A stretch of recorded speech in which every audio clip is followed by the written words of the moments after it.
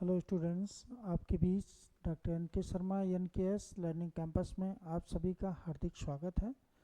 मित्रों, जैसा कि हम लोग इतिहास में प्राचीन काल में प्रयाग ऐतिहासिक काल, सिंधु घाटी सप्ताह, वैदिक काल, 16 महाजनपद चूँकि बचा था, मगध साम्राज्य उद्भव विकास हो गया था। तो मगध साम्राज्य उद्भव विकास हो गया था। अब 16 महाजनपद चूँकि ये छूटा हुआ था, आज 16 महाजनपद पढ़ाएंगे।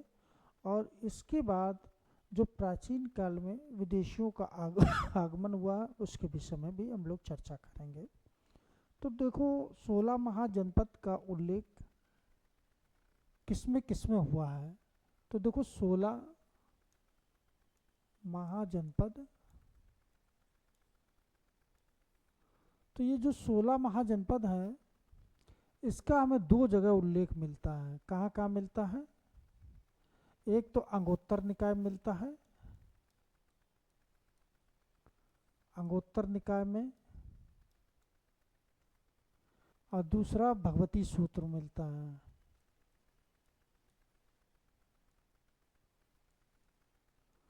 भगवती सूत्र में अब देखो, याद रखना कि भगवती सूत्र, अंगोत्तर निकाय, ये दो ऐसे ग्रंथ हैं जहाँ पर 16 महाजनपद का उल्लेख मिलता है। ठीक है, अब देखो ध्यान देना, ये जो अंगोत्तर निकाय है ये बौद्ध धर्म से है, और ये आपका जैन धर्म से है। ठीक है, अब यहाँ पर जैसे जो मुख्य राज्य हैं 16 महाजनपद में, जैसे वत्स हो गया, ठीक, वत्स हो गया, मगध हो गया, कौशल हो गया, अंग हो गया,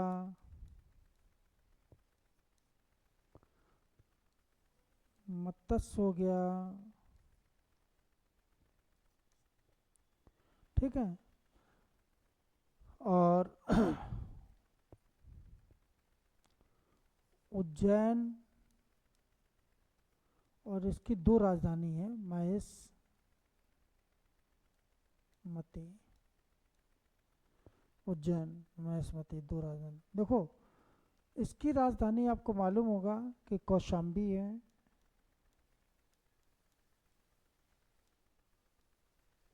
मगध की राजधानी आपको मालूम है गिरब्रिज है, या राजगिरा है। कौशल की राजधानी श्रावस्ती है, साकेत है,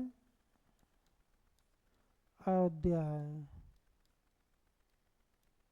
ठीक, अंग की राजधानी चंपा है। ठीक, इसकी राजधानी विराटनगर है, विराटनगर है। ठीक है, और ये उत्तरापद की राजधानी, ये उत्तरापद की राजधानी थी। ठीक है, उत्तरापद की राजधानी, और ये आपकी दक्षिणापद की राजधानी है।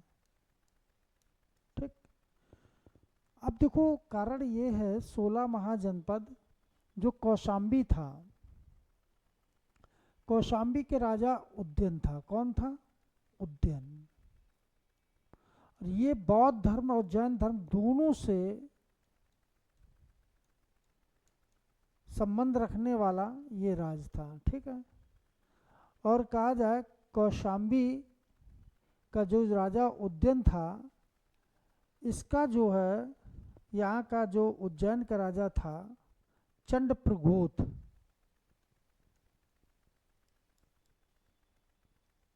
अब चंडप्रघोत यहाँ वासोदत्ता है, वासोदत्ता, इससे प्रेम विवाह, यानी कि कहा जाए दोनों के बीच प्रेम हो रहा था, प्रेम चल रहा था, यानी का बाद में दोनों का विवाह हुआ।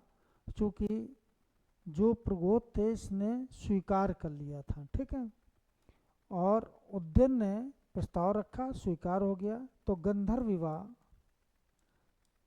ठीक, गंधर्व विवाह हुआ। अब इसके बाद मगध राज जो था, मगध का राज जो थे, यहाँ पर दो शासक बहुत शक्तिशाली थे। एक तो बिम्बिसार है, बिम्बिसार, और दूसरा था अजातशत्रु। याद रखना कि बिम्बिसार ने अंग को जीतकर अपने राज में मिला लिया था। ठीक, अंग की राजधानी चंपा थी। यहाँ का शासक बृहद्रथ था। कौन था? बृहद्रथ। ठीक, तो अंग को जीतकर अपने राज में यानी किस में मिलाया था? मगध में मिला लिया था। ठीक है, मगध मिलाया। और कहा जाए बिम्बिसार को काशी जो है दहेज में मिली थी। काशी जो है इनको दहेज में मिली थी, क्योंकि महाकौशल ने, अब ये कौशल के राजा कौन कौन हुए यहाँ पर भी ध्यान देना आप लोग, कि यहाँ नंबर 1 महाकौशल,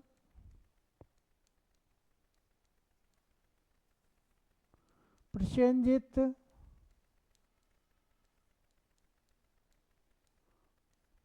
और विदर्भ है। ठीक, 3 राजा थे। तो महाकौशल और बिम्बिसार के बीच संबंध अच्छे थे। इस वजह से महाकौशल्या देवी का विवाह हुआ था। किसका हुआ? महाकौशल्या देवी का विवाह किया। ठीक, महाकौशल्या देवी का महाकौशल ने विवाह किया और काशी दहेज में दे दिया था। ठीक, लेकिन कुछ समय बाद प्रसेनजित ने काशी को विजित कर लिया था, यानी कि जीत लिया था। उस समय शासन किसका था? अजातशत्रु का था। तो काशी को जीत लिया और अपने राज्य में यानी कि कौशल में मिला लिया।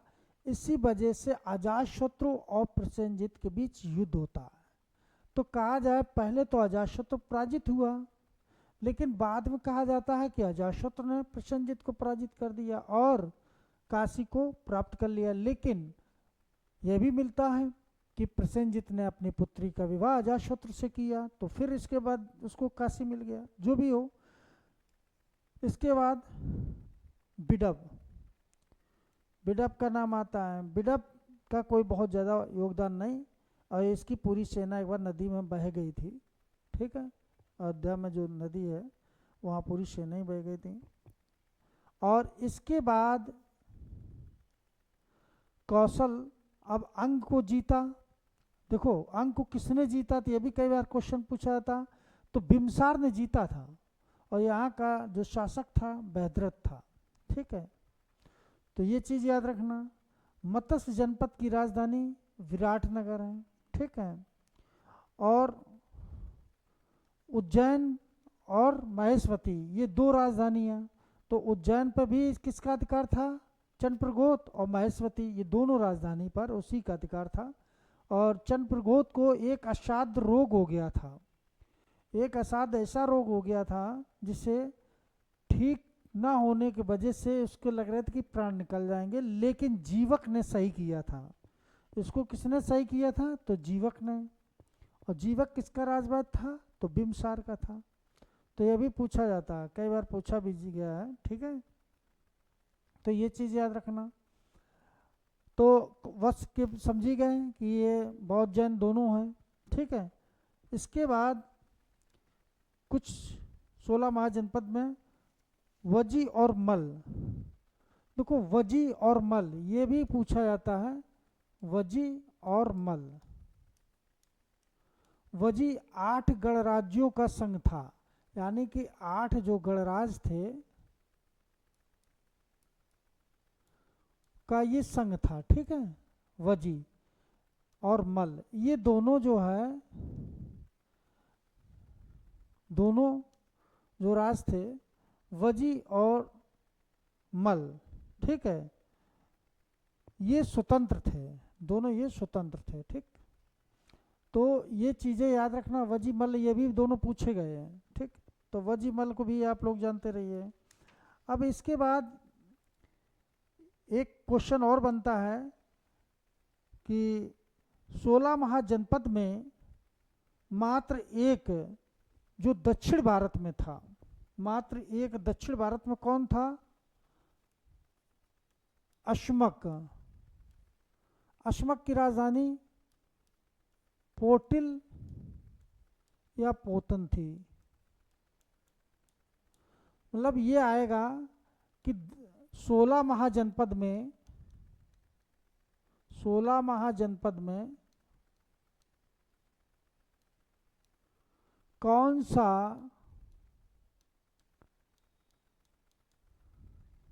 राज्य जो दक्षिण भारत में है, जो दक्षिण भारत में है, तो मात्र एक अश्मक था। ठीक है, तो ये चीज याद रखना, बहुत पूछा गया है। ठीक, तो ये भी। और एक चीज ये तो हो ही गया है, एक क्वेश्चन और बनता है, सूरसेन वाला पूछा गया है एक बार, इसका भी देख लो। सूरसेन,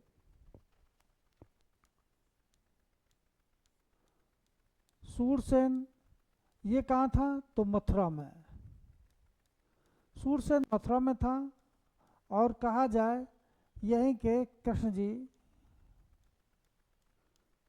यानी यहाँ महाभारत में आपने देखा होगा इनका उल्लेख भी हुआ, कृष्ण जी का उल्लेख भी यहीं पे मिलता है। ठीक है, तो ये भी पूछा गया है, कई बार प्रश्न बना है यहाँ से।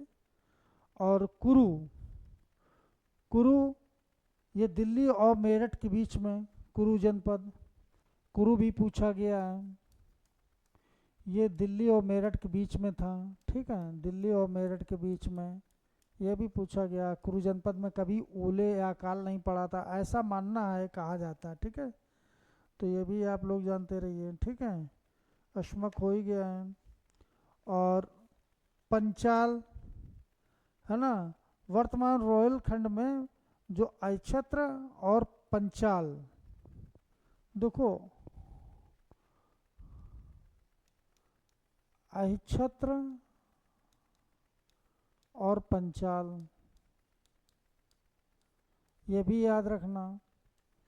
तो ये पंचाल जो था, यहीं की जो पंचाली थी, कहाँ की थी? तो ये पंचाल की थी, पंचाली। ठीक है, तो ये भी पूछा गया है। ठीक, अक्षत्र और पंचाल ये दो राजधानी है। ठीक है, तो ये भी क्वेश्चन कई बार पूछा गया है, तो आप लोग इसको भी देख लेना। ठीक है, और तो मेरे समझ में कोई खास नहीं है।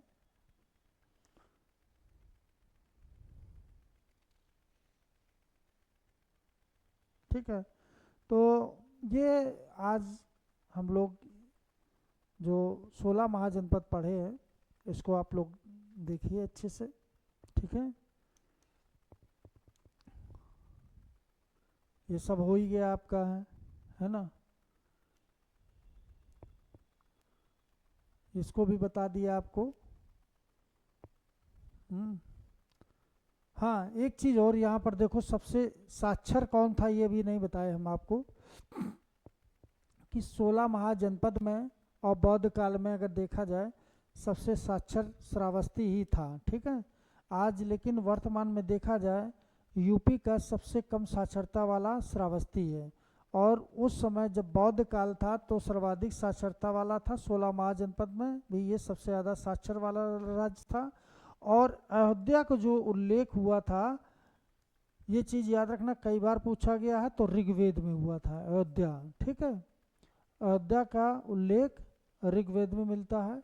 मगध का उल्लेख भी अथर्ववेद में मिला है, अथर्ववेद में मगध का उल्लेख मिला है। अयोध्या और अंक का उल्लेख मिलता है ऋग्वेद में। तो ये चीज़ याद रखना, कई बार प्रश्न पूछा गया है। ठीक है, तो श्रावस्ती यानी कि अगर देखा जाए, कौशल राज की राजधानी जो थी, कौशल राज की राजधानी, ध्यान देना, कौशल राज की 3 राजधानी मिलती हैं, यानी कि श्रावस्ती भी मिलती है, साकेत भी मिलती है, अयोध्या भी मिलती है। ठीक है, तो ये चीज़ याद रखना। और देखिए भाई,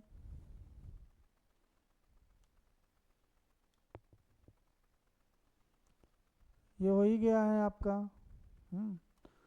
भरतपुर मत्स्य जनपद की राजधानी ये विराटनगर है। ठीक है, ये भरतपुर में पड़ता है। पंचाली यहाँ रोहिलखंड में, पंचाली ये भी हो गया है।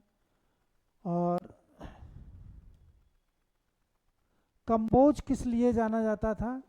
कंबोज, यहाँ अच्छे किस्म के घोड़े मिलते थे। कंबोज में अच्छे किस्म के घोड़े कहाँ मिलते थे? तो यहीं पे मिलते थे। कई बार प्रश्न पूछा गया है, घोड़े अच्छे किस्म के यहीं मिलते थे। ठीक है, तो ये हो गया।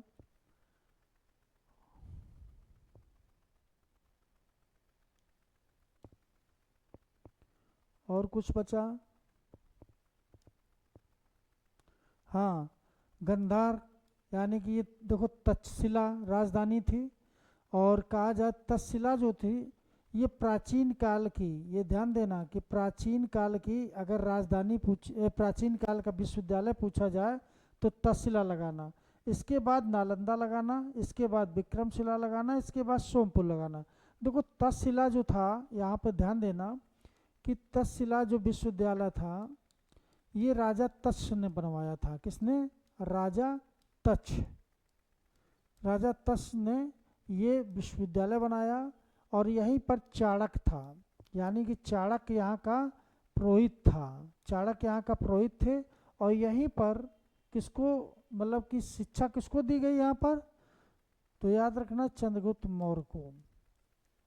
चंद्रगुप्त मौर्य जो था यहीं पर शिक्षा ग्रहण की थी। ठीक है, तक्षशिला में। ठीक, तो प्राचीन काल का विश्वविद्यालय है। नालंदा ये किसने बनवाया था? कुमारगुप्त ने बनाया था। विक्रमशिला और सोमपुर ये दोनों विश्वविद्यालय धर्मपाल ने बनवाए थे। ये पाल वंश का शासक था। ठीक है, तो और ये चेदी की राजधानी कौन सी है? बुंदेलखंड, सोतावती। ठीक है, तो ये भी कभी कभी पूछ दिया जाता है। तो 16 महाजनपद में इतना ही आप लोग तैयार रखिए और इससे बाहर क्वेश्चन नहीं जाता है। ठीक है, पहला क्वेश्चन तो यही बनता है कि 16 महाजनपद का उल्लेख किसमें हुआ? तो 2 ग्रंथ याद रखना, भगवती सूत्र, अंगुत्तर निकाय।